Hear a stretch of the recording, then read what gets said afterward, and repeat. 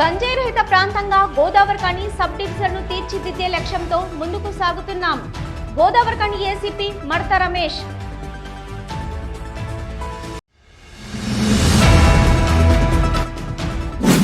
ప్రజాపక్షాన ప్రశ్నించే గొంతుకగా ప్రజల పక్షాన నిలబడుతున్న తనను పెద్దపల్లి ఎంపీగా గెలిపించాలి. బీఆర్ఎస్ పెద్దపల్లి ఎంపీ అభ్యర్థి కొప్పుల ఈశ్వర్ అభ్యర్థన.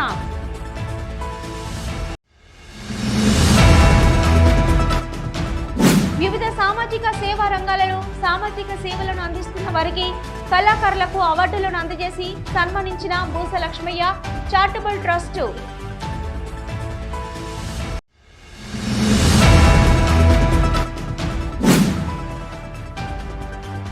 నా జీవితం పెద్దపల్లి ప్రజలకే అంకితం.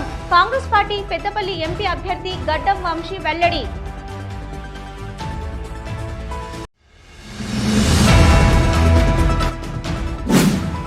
పెద్దపల్లి పార్లమెంటు పరిధిలో రెండవ రోజు 3 నామినేషన్ల స్వీకరణ. పెద్దపల్లి పార్లమెంటు రిటర్నింగ్ అధికారి ముజమిల్ ఖాన్ వెల్లడి.